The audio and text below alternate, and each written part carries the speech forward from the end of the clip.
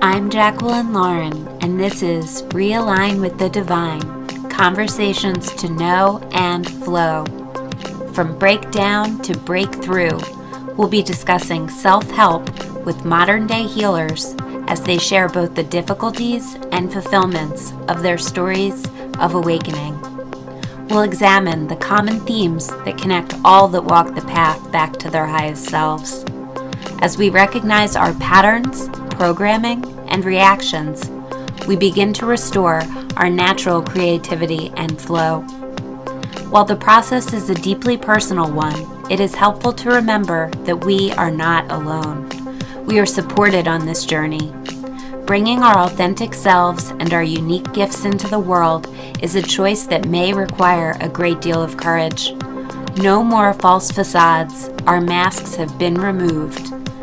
Follow us and listen to our latest shows on realignwiththedivine.com. Jason Bradford is a certified rebirthing breathwork practitioner, level 2 Reiki healer, and Thai yoga body worker in Philadelphia and New York City. He creates a safe, nurturing, and supportive space so healing can occur, and has been practicing the healing arts for the past 10 years. Jason works with individuals, couples, and in group classes. He offers a balanced, holistic, and empowered approach to whole being wellness and vitality.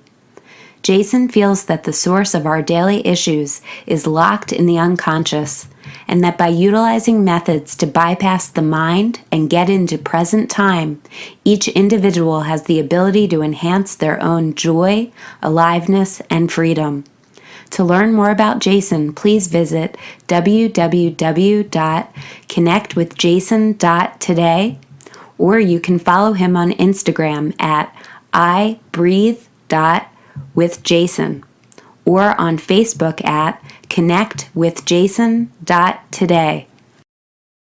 And today I am here with Jason Bradford, and we are in the Healing Arts Collective in Philadelphia. This is a space that Jason works, one space that Jason works out of. I'm Jacqueline Lauren, and this is Realign with the Divine, and we are really happy to be here with you, Jason. It's been a while since I've seen you, and I'm curious what's going on in your life right now, because when we had first met, you were just starting a new business. You had just graduated from rebirthing breathwork certification, and I've actually had the pleasure of coming to one of Jason's sessions. So I'd love to hear about your process to getting into rebirthing breathwork, if you could tell that to us. Absolutely. Thank you for having me. It's wonderful to be here. This space at Healing Arts Collective has been a gift. There's a clean energy, it's a beautiful space, and seeing clients here and teaching classes has brought me a lot of joy. So I'm happy to do this here. And yes, when we first connected, we didn't know where it would go. We actually thought it would be in a different direction, if I recall. Now, my background is in graphic design and branding and logo development, and at the time, since Jason was launching a new business, he came to me, he was referred to me by a mutual friend of ours, and instead, nothing really happened with that, but I was very intrigued by the work he was doing, so I ended up coming and joining one of the classes he was hosting. Yeah.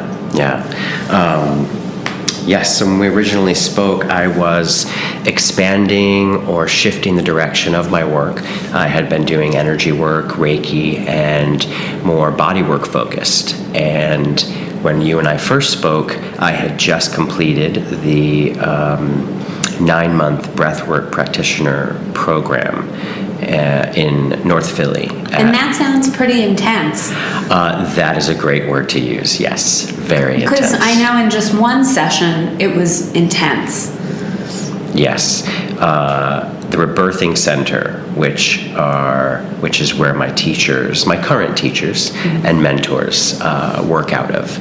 That is where the program was. So after 9 months of diving deep, going within, exposing patterns, trauma, limiting beliefs, a lot came up, alongside the excitement and passion for work that I would then implement with clients.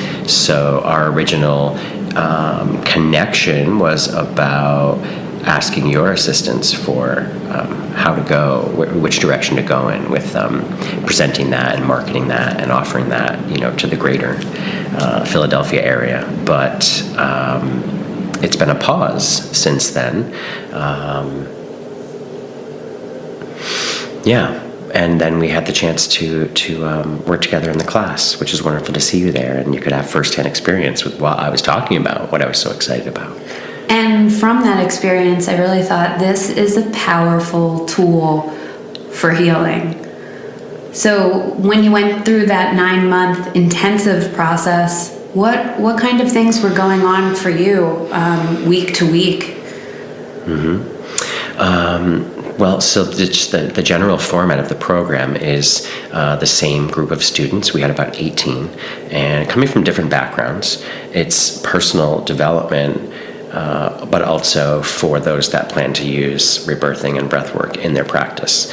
And did you know at the time that you were going to bring this into your practice as something you would do with others, or was this something you started out just using on yourself for healing? I knew this is what I would work with, yes. I had met my teachers in a beautiful serendipitous way when I first arrived in Philadelphia, which we could get to later if you end up wanting to talk about it, which it's quite a fascinating story. But I knew right away. I had gone through 10 sessions with Tony Lamastro, which is my teacher at the Rebirthing Center, and within a few sessions, everything began to change. So I knew right away that this was going to be the next offering in my work with others. And so there was no doubt that the program first would affect my life, and then, of course, in turn, others that I work with. So what kinds of things happened to you, if it's okay to ask? Absolutely.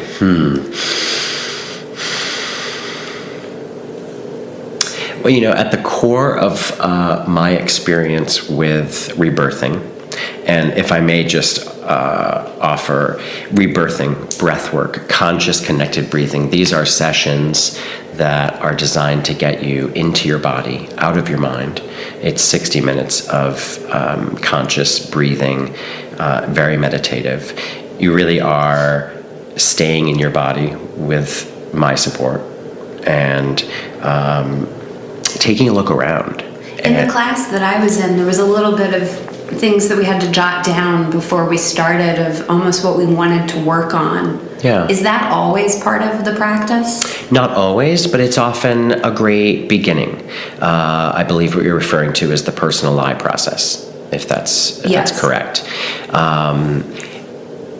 Much of our ways of being, patterns of living, our experience of life is based on unconscious thought patterns.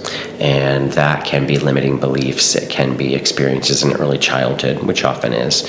And one way to sort of allow and invite in more choice into our lives is to identify what those limiting beliefs are. I believe they say 80 to 90% of our thoughts are subconscious, unconscious. So what are they? That's the question. And especially, what are they if we don't like what's going on in the life that we've created? Yes. If we are continuing to ask the questions, what's next? What do I want? What's my plan? What's the purpose? Yes, the personal lie process. It's something that I learned in the Loving Relationships training, which is at the Rebirthing Center. It's part of why I work with clients. And simply put, it is a really simple, basic process, but quite profound, to get to our personal lie, our core belief, which is negative, by asking questions. A series of 8 or 9 questions about how we really feel about ourselves inside, and getting to a statement that we can then used to find the opposite. Many of us have a belief inside that we are not good enough, that we are unworthy. And these are really core beliefs that came from some kind of childhood trauma, usually. Mm-hmm. Yes. And trauma, we use that word a lot, and often I think comes with this heaviness. You think of something specific that may have occurred, which can happen, which happens. But just being in these bodies is traumatic. Being born is traumatic. Being human is traumatic. I remember you telling the story of your dog. Mm-hmm. And it was something that through doing the rebirthing breath work, you realized, I'm now in a place where I'm able to get a dog. Yeah. Can you share that story? Sure, it's one of my favorites. Good story. It's one of my favorites, and it's such a great example of what this work can do. So my whole life, I really didn't have any interest in being a dog owner. I'd had other pets. Of course, I love animals, but dogs, not so much. I had this feeling that I didn't want the responsibility. And I actually felt quite proud that I was so self-aware. That dog would take too much of my time. Yes. I'm aware that I'm a little selfish with my time, and I would rather have pets or animals or none. But if I have them, that I would actually take care of. And that was my entire life. So a few decades of, I'm not a dog person, And so simply put, in one of my breathwork sessions with Tony, I heard a dog barking outside. Inside, my reaction was a bit of anger. Like, why is that dog out there bothering my session? I was irritated. Mm-hmm. And a lot of what we focus on in breathwork is paying attention to the way things feel in your body, whether that could be something I say, or as the practitioner, or a thought. How is it connected to my body? So if I have a thought or a memory of a person and then I have a reaction in my body, be curious. What is that about? And dig deeper. Be ask present. More questions. Yeah, and be curious. No judgment, no blame, but be curious and keep breathing and be present. So I heard this dog barking. I got irritated, almost angry. Yes, I'll say angry because that's sometimes an uncomfortable word. I was angry that it was disturbing my session because I wanted silence, and immediately had the memory of my father taking my dog when I was a boy to the pound because I didn't take care of it. And I haven't thought about this. It's just been a matter of fact, like, I had a dog once and then I didn't. But what the feeling in my body of anger with this dog brought me immediately to the memory that I was only 8 years old when this dog was taken away. You probably loved this dog. I loved the dog, but my father had said that the dog was going to the pound because I wasn't taking care of her properly. So an unconscious belief was immediately planted. You're not responsible with dogs, and this is your fault. He did not mean to plant that in my body, but that's what happened. Mm-hmm. So an unconscious belief, Jason is not responsible with dogs, and then a lifetime of not being conscious, but having the thought, I just don't like dogs because I don't want the responsibility. So I immediately made that connection in this breathwork session, and I went from anger to laughter in a split second to, Jason, forgive yourself. You were only 8. What 8-year-old is going to take care of a dog? As a puppy. So, and they're a lot of work. And they are a lot of work. But it was no one's fault. It didn't happen to me. I wasn't a victim. It just happened. But it was planted in my body that I was irresponsible. So back to the reason this is my favorite story about rebirthing and breathwork and what can happen is that I made the connection. I forgave myself immediately. I realized that an unconscious thought now was conscious, and I could choose a different thought, which was, it wasn't my fault. It just happened. Let it go. And a week later, I had a dog. And in came the perfect dog for Jason. And amazing. it wasn't even simple to take care of dog. No. It was a dog that had a lot of issues, right? You know, Jackie, I never actually realized that connection about just how much care he needed. Yes, a week later, I had seen a post on Facebook, went to visit this dog 5 minutes away that was being fostered, who was really ill. He needed 24/7 care, literally 2 pounds, a little Chihuahua. 2 pounds. 2 pounds. And I wept. It was the strangest reaction. And, you know, really from just so recently not caring too much to falling in love instantly and saying, he's mine, he's supposed to be with me. Did I immediately make the connection? Oh, this happened last week in my rebirthing session. Not necessarily, but it was clearly a result of removing the unconscious core belief that I was irresponsible with dogs. That this new energy could come in. Exactly. So if you can see the bigger picture of what happened in that situation, that is a really beautiful example of what can happen. And this dog has changed my life. I've now received the joy and beauty and fun and love from this dog, of course, in particular, but others. And it is specifically because I went in, took a look around, something in my outside environment triggered this, and I was able to then release the stuck energy, the unconscious belief. I think it's a great story, and it's making me remember my own experience of doing the breath work, which was at some point during the session with you, a loud noise outside, much like the dog barking, happened. I think this time it was a truck. It was something that made almost a shooting kind of noise, you know, when a truck starts up. Mm-hmm. And that really sort of shook me at my core, and all this fear came up during the session. So you had said, you know, maybe talk to your parents and see if there was anything that happened, even if it was in utero or something. And I ended up hearing a whole story that I had never heard from my mom and dad, which was during my mom's pregnancy, they went to see a play, and they didn't warn the audience that a gun was going to be fired. Mm. And when that happened, it was so loud in the space, I reacted so strongly inside of my mom's womb that she freaked out and was worried, like, had my hearing been damaged, because it was so sudden and so loud. So I've been going through life with this fear of like loud noises. Like, I just hate that. I just want everything to be quiet. And I wasn't really sure where that came from. So when I put 2 and 2 together with her story of before I was born, I'm like, oh, well, there's this whole panic that's happening in me that I'm not exactly sure where it's coming from. Like, that was just a truck that I heard. What is this? Mm-hmm. So I was really happy to let go of that and Absolutely. Not be as affected by noises as I had been. That's wonderful to hear that's changed, yeah. And I think that's a great example of a bit broader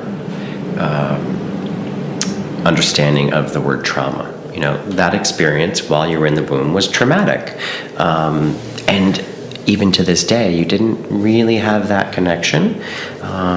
But in the session, in breath work, it really is such a state of presence, deep breathing, connected in your body, that you can be hyper aware of whatever may come up, whether that's inside your body or outside your body, mm-hmm. and make your own connections to what that means, how that looks to you. And then, of course, my role as a practitioner is to support, to keep you present in your body and encourage you to keep breathing. Because often when we experience something externally that has a reaction internally, we tend to hold our breath.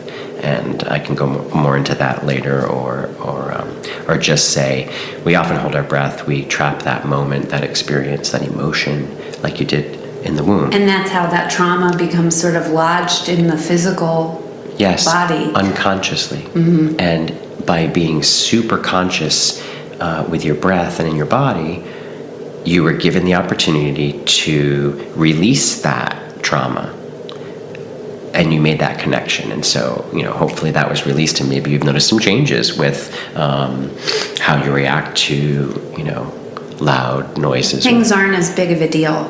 Yeah. By choice, probably. You're choosing to not let them be a big deal. Yeah. I would have found that slamming doors, that kind of thing, could really create the same reaction in me. Mm-hmm. So let's talk a little about what brought you to doing this type of work. I know you were doing body work before that, but what if you go back even further? How did you get into the healing arts at all? I know you were in New York at one point, and how did you end up in Philadelphia as part of that process? Yes, I was in Manhattan for 13 years prior to coming to Philadelphia, and if anyone's ever visited New York or lived in New York, we know that there is a bit of a shelf life. It can be a rather intense place to live, magical but intense. And I was meditating on the answer to where to go next, and I wasn't getting answers for a few years. And a perfect storm of change and completion, the completion of a relationship, of a job, all these things shifted all of a sudden in my life and opened me up to be free, to go wherever. And at the same time, I started getting a lot of signals, intuition-based, and signals to come to Philly. And it was a bit bizarre, I have to be honest. There was just so many. I don't think I'd ever really received that many what signs. Kind of forms were they coming in? It was everything. Like every book on a table was about Philadelphia, or people I was meeting. It was all within about a month or so time frame, meeting or making connections with people that were from Philadelphia. Songs, thoughts, they were just everywhere. And so I thought, okay, I have to pay attention to that. What's going on in Philly? So I rented a car and I came to Philadelphia for the day to check it out, see what it felt like. Even another little sign, like getting off the exit here in Philly, and the song that popped on was Coming Home. It might be far-reaching, but I thought, okay. No, you connected the dots. I did. This was your life. These were your signs. Right. So when you noticed, it wasn't just one. It wasn't just one, and they were repeated little glimmers of, hey, Philly is next. And I did not know what to expect, but very quickly upon arriving here, met Tony, my mentor, my breathwork teacher. Oh, right away. Right away. So how long have you been here? I've been here about 2.5 years. Okay, so it's pretty new still. It is pretty new still. So I was at a place in my life and in my work life where I was asking the question of what was next and what would I bring to my work with clients, because I was feeling the need to add something in. It was time to study something new. I really wanted to go deeper, and I felt strongly that I had a gift that was yet to be realized and uncovered. And as with pretty much every modality that I offer clients, I have had to experience it myself in my own healing, in my personal healing. So I had a brief experience, an intense experience with breathwork a few years back. When I arrived to Philly, I really felt it was time to study breathwork. And I actually was intending to go to Miami for a 10-day breathwork program. And I missed my flight twice. I really didn't want to go, which is odd. Who doesn't want to go to Miami for 10 days? And so in this case, all of the signs were pointing to maybe you're not supposed to go to this right now. Exactly, yes. My credit card was charged twice by some computer glitch. I missed my flight twice. I didn't want to go. My instinct I didn't feel strongly, but I was trying to commit to it. And so after coming home from the airport the second time, I Googled Breathwork Philadelphia, and lo and behold, there was the Rebirthing Center 20 minutes away from my house. So I emailed him, I got a response the next day, and the following day we began my sessions. You really just weren't supposed to get on a plane to learn from another teacher. There were things probably that were supposed to happen within this connection. Exactly. And just, another example of taking the next right action and letting go of the results. The action was good. Was it did the result come from that? No, but it did point me in a direction. And so it wasn't breath work with that teacher, but it was breath work. And I feel like he was waiting for me as well. It almost felt like he responded so quickly and we began so quickly. It just made sense. It was right. And he often says, if it's right, it's easy. There's a lot of ease when it's right. Yes, it just flows. So I began right away. I did my 10 sessions every week. And that can be rather intense for some people, but I've never done things gently. So I dove right in and things began changing immediately. Yeah. So from there, then you moved right into doing this work on others? Yes, I was already working full-time, self-employed. I had a studio in my house and seeing bodywork clients and energy work. Rather quickly, I began implementing some of the tools I was learning, the understanding of energy, of how we leave our body, how we have suppression techniques to not feel or be in our body. And my hope and intention to go deeper with people was beginning to be realized. I was intuitively asking questions. I was going farther back than just, the recent years. And changes were happening for people. And so I started to try and shift clients that I felt really were ready for deeper work to go deeper. So maybe today we skip or we pause on massage and we go to a breathwork session. Let's go deeper. You were actually changing the course of what they had booked their initial session with you. Yes. And switching it to breathwork if you thought that that's what they really needed. Yes, I was really eager and really passionate right away. And those that I had trust with, and that was many of my clients would say, yeah, whatever you think is best. I immediately started using the techniques I was learning in my sessions with my teacher. And at the same time, my own things were coming up. So we often will attract situations, people, circumstances that mirror or reflect what we're experiencing. And so that began happening. I began attracting clients that were about where I was at as well. So now, I've heard the story of your one client who made some pretty big transitions after completing that initial 10 key sessions. Can you tell that story? Sure, yes. This was actually my neighbor who I'd become close friends with because of my dog, our dogs. And she had come to me on a couple of occasions experiencing a lot of upset and upheaval in her work life and in basically her personal relationships. For one of the first times in my life, I didn't just take on a new friendship that was about me solving someone else's problems. That always instinct to want to help.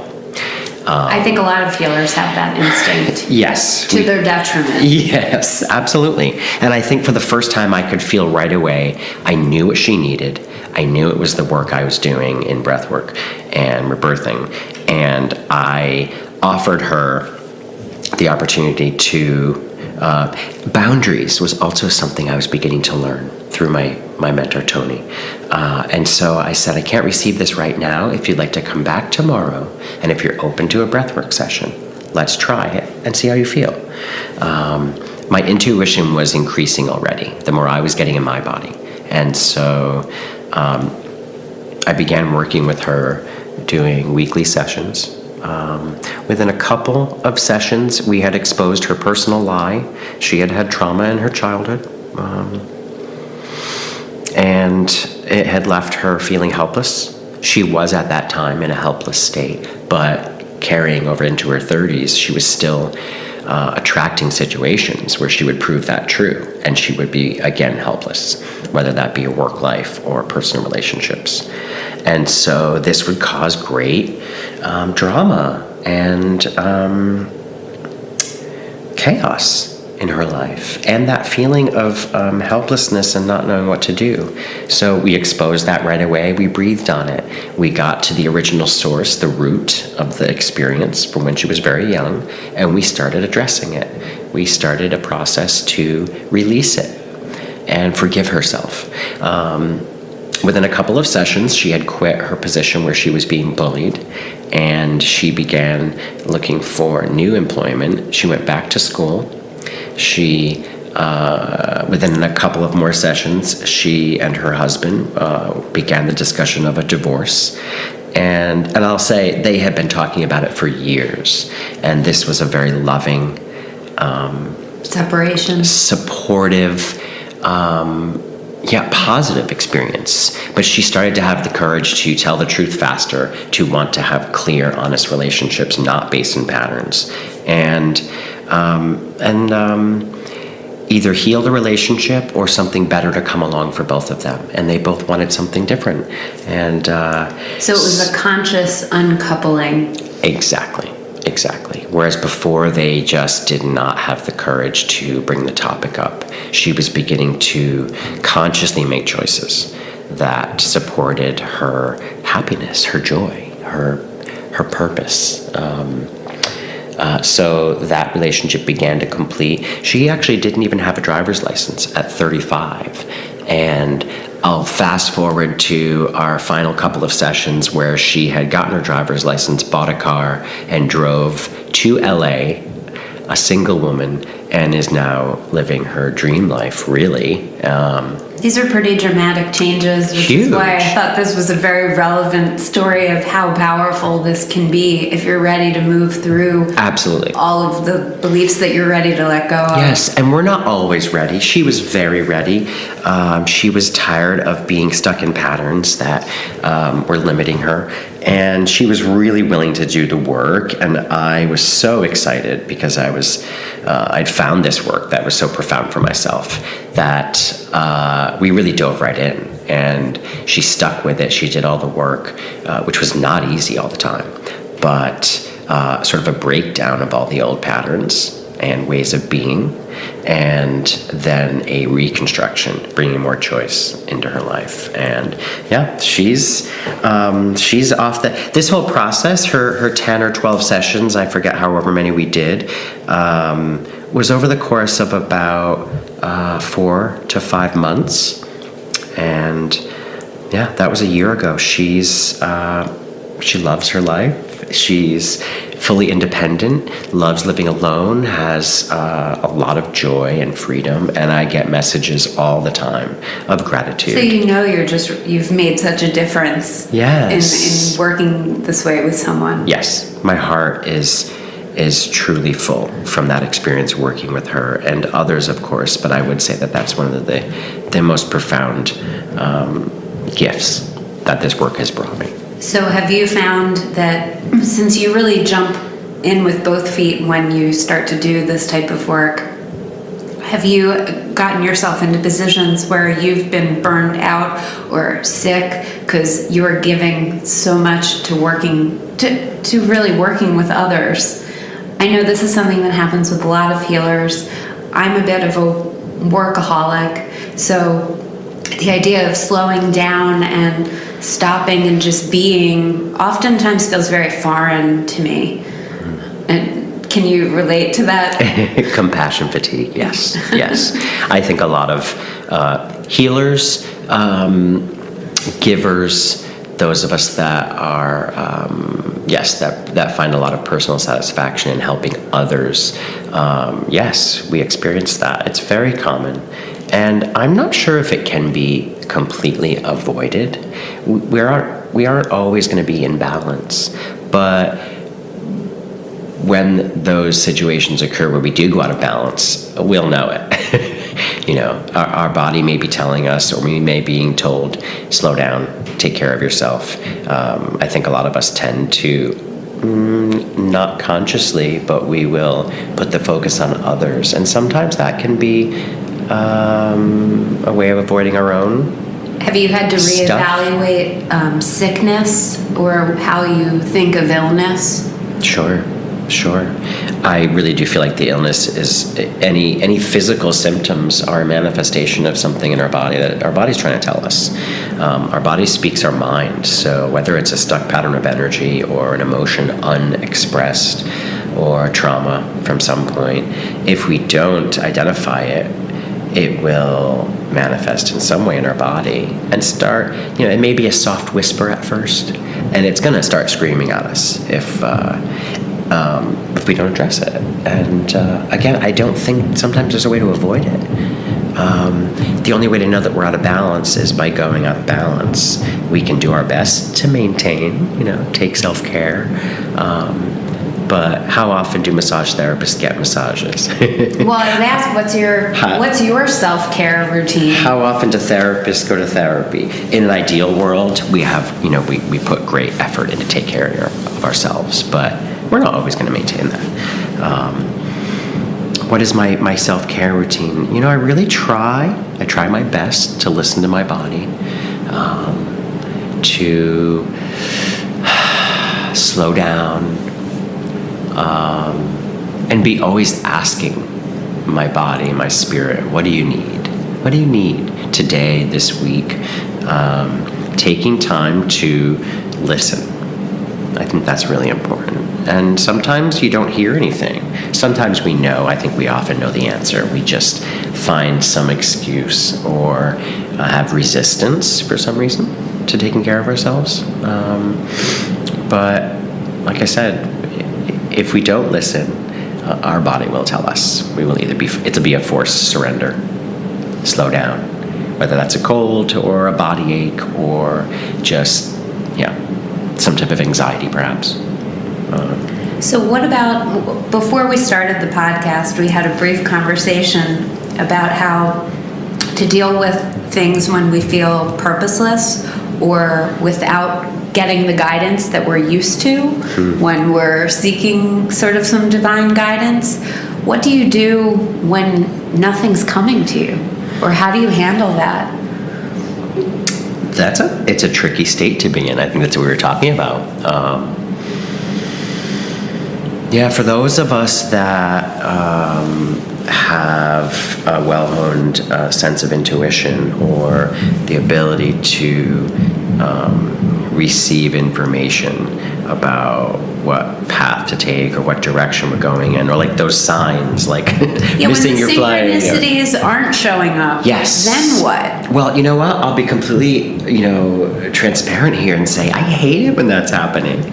I love when direction is flowing and everything's just moving along so beautifully, and it just feels like it's a beautiful dance. It all feels magic. It does feel like magic. Co-creation. The universe is in line with what I'm doing or thinking or feeling, and so it becomes easy. But when that's not there, I'll admit it's uncomfortable. And I really feel that sometimes we just have to be in the uncomfortable, as we were talking about, in the unknown. Remembering that feelings aren't facts, and they're incredibly temporary sometimes. That's a great point. I mean, I'm having an experience where on such a day-to-day, hour-to-hour basis, just as I get more in touch with my emotions, I feel pretty all over the place sometimes, and I'm not used to that. Because I think for a long time I didn't necessarily allow myself to feel everything. So getting back in touch with the body and feeling, well, now you realize, there's a lot of emotions that come with sort of everything that we encounter or do. Yeah, and sometimes we have no control over them, and that's okay. Being in a state of the unknowing, like what's next, what's my purpose, all these grand questions. I think for me it's helpful to just be kind to myself and meet myself where I'm at. Okay, I'm asking the questions. I'm not necessarily getting any answers, so the answer is no action. It's not comfortable. It's not easy. Of course, I want to always know which direction I'm going in, but I think that's of the ego. If you ask the questions and you don't get answers, well, there's your answer. The answer was in the non-answer. And perhaps it's just about being with that discomfort and having faith, or trust is also a word I can use. Trusting that in the not doing, sometimes we actually are doing. Maybe that's a resting space. Maybe that's a feeling space. Maybe that's part of the healing that we need, is to just stop. Yes. I think we do a lot of humans doing rather than humans being at times. Yeah. And perhaps those places of stillness, which can often feel so uncomfortable, are times to learn or relearn or practice being still and being in the not doing. Yeah. There's so much pressure these days. I think people have become very obsessed almost with finding out what their life purpose is. And maybe that's not the purpose of life at all, to know what our purpose is. Our purpose is just to be having an experience all the time and be open to allowing ourselves to feel everything that there is to feel.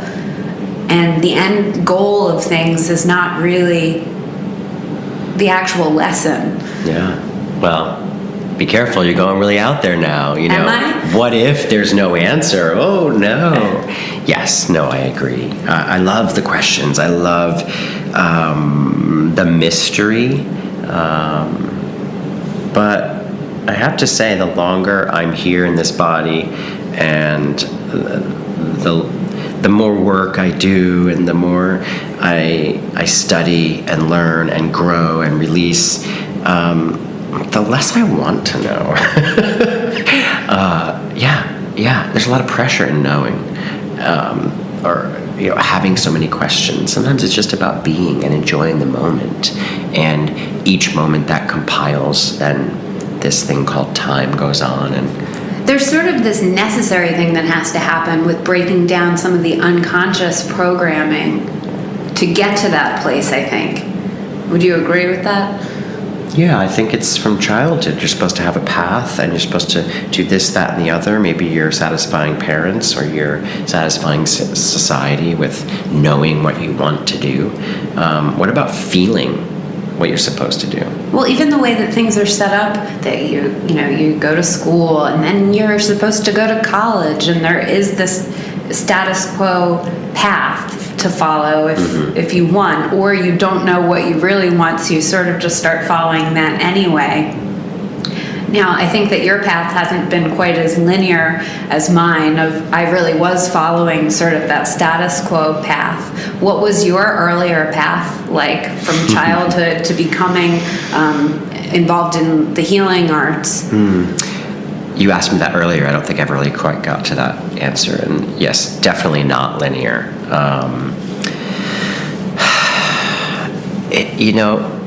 How do you sum up a lifetime up until now in an hour podcast? It has been up and down and all around.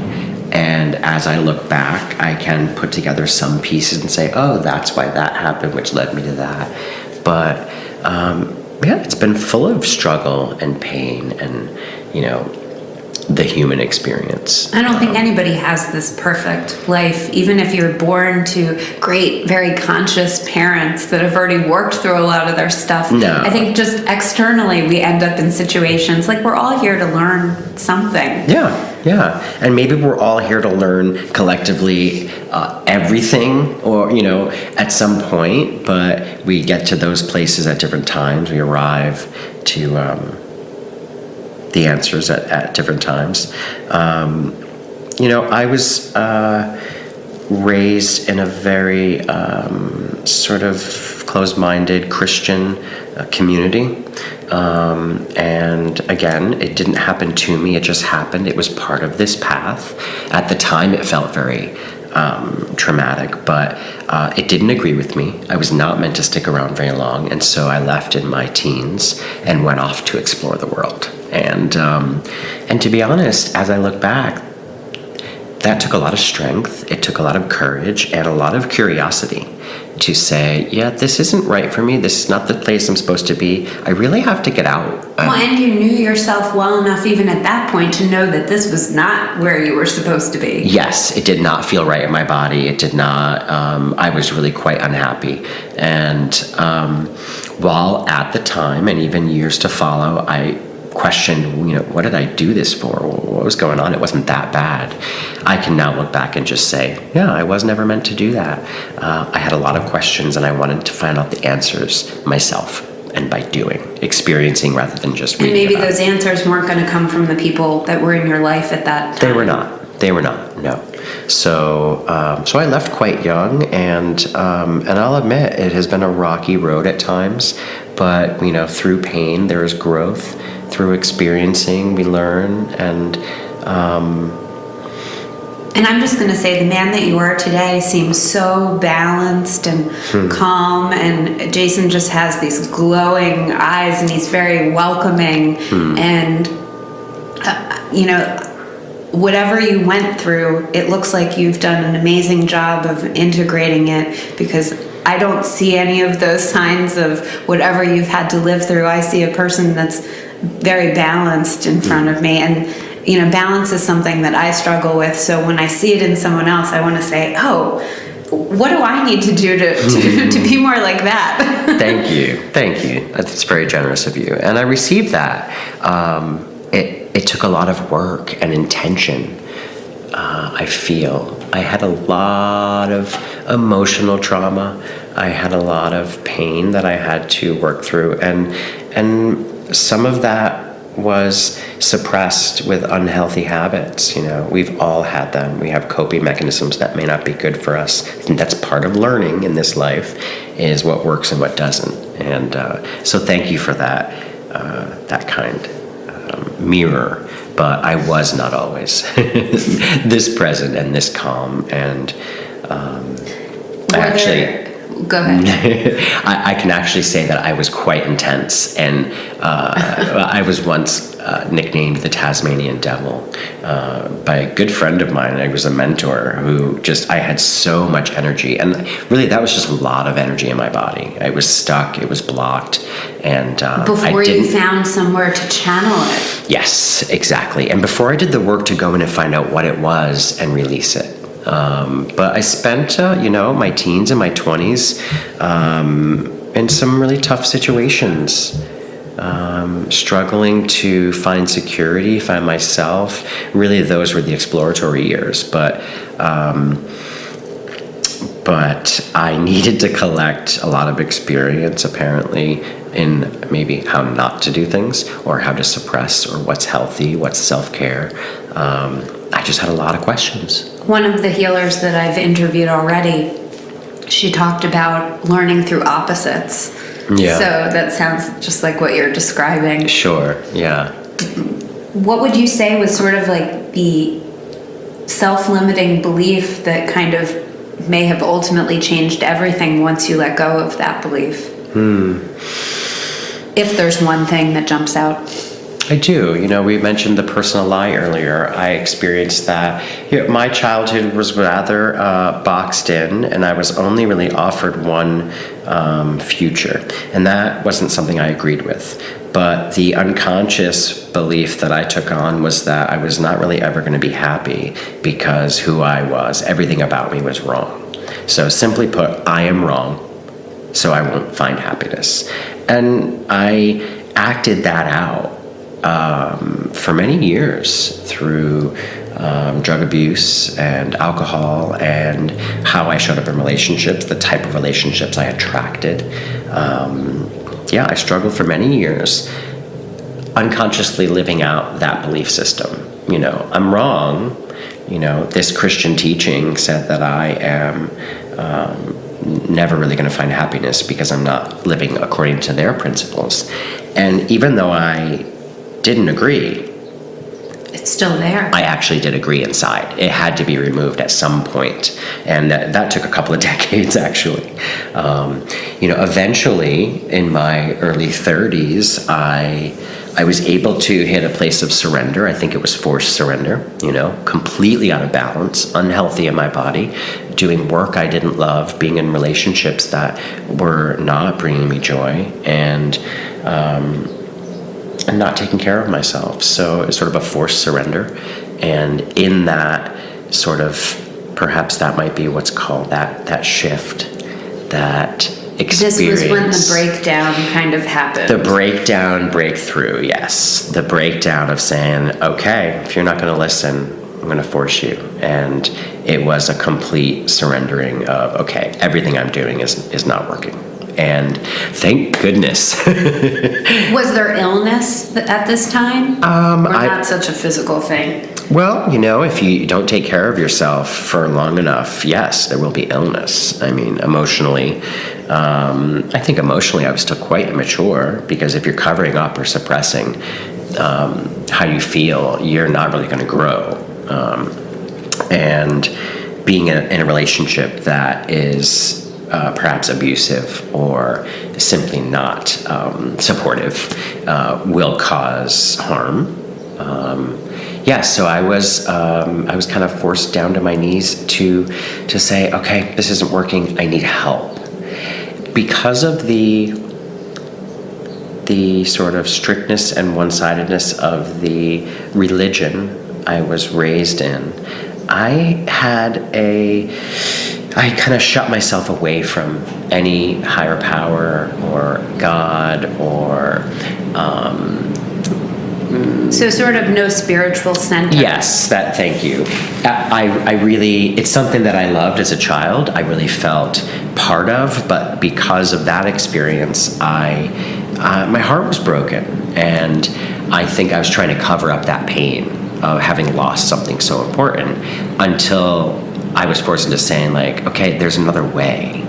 And I think that's where my shift occurred. So in my early 30s, I really had to let go of all the suppression techniques that were causing me harm. Drugs, alcohol, all those things. Mostly that for me. That's Can I ask how old you are now? I'm 45 now, okay. Yes. So the removal of all the things that I used to cover up how I felt, which I would also say is trapped energy. I didn't want to feel that. Removing that forced me to feel it. And that kind of leaked out over time. It wasn't all at once. But I again felt connected. And then that guidance can reach you again. Exactly. If you are trying to avoid being in your body and not feeling what you're feeling in order to release it or let it guide you, then how can you hear for direction? How can you listen? So I was quite relieved to have that intuition return, connecting to others also.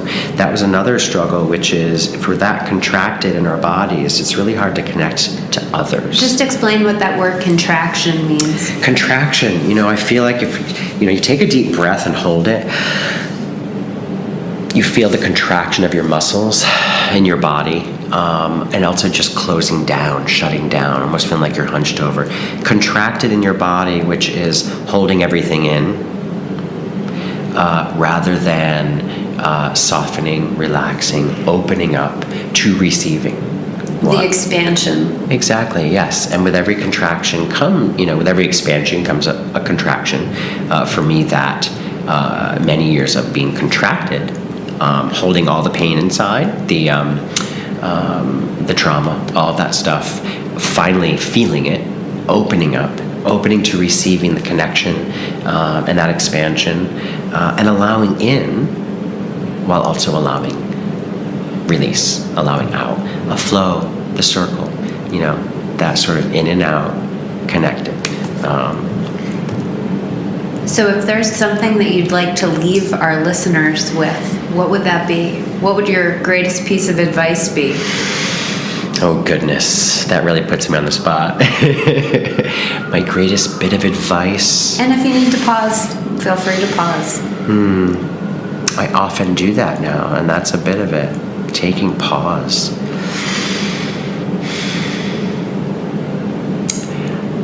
I think I'll offer something that my mentor, Tony, has shared with me very often, which is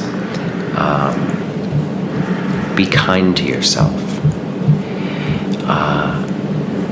I think we are generally, as a race, we're so hard on ourselves. We really are. The way we treat ourselves, or just the thoughts that we have, things we tell ourselves. And just we're trying to remind ourselves, or be open to being reminded by others, to slow down, take a breath, and be gentle on yourself. You know, it's never that big of a deal. It's never that, it's not as big as we think it is. And we can just slow down. More often, we have a bit more moments of peace and of kindness to ourselves. And we can then take a breath, take a pause, and perhaps get out of ourselves and connect with others. And I also think that that's another bit of advice, which is you can't heal in isolation. So connecting with others, you know, that's really important too. That's sort of what brought me to doing this podcast. It was like, here's the number of healers that I've worked with all through the years, and I want to showcase them because I know that we need help sometimes from other sources. Absolutely. Like, we do the healing work ourselves, but that doesn't mean that there are not people guiding and teaching and helping along the way. Yes, everyone is a teacher.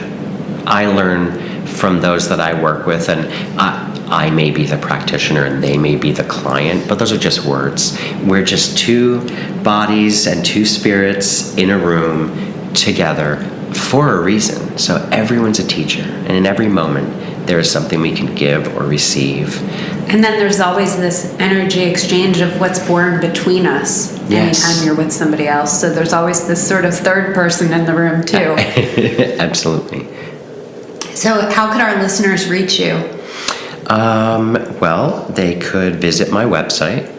That's generally the quickest way, and that is connectwithjason.today. And they could also email me, if that works, at ibreathe, the letter I, breathe, at connectwithjason.today. And they can read more about rebirthing, about breathwork, about my experience, and make a connection. Yeah. Awesome. Thank you so much for today. It was great speaking with you. Thank you, Jackie. It's nice to spend the time to be a bit more human in the healing world and relatable. And thank you for the opportunity to share what I do and share my story. Thank you.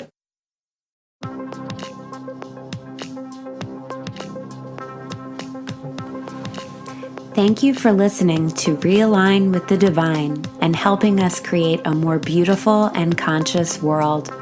Visit us on the web at www.realignwiththedivine.com and follow us on Instagram at jacqueline.lauren.design. Please subscribe to Realign with the Divine on iTunes and leave us a 5-star review. Many thanks. Namaste.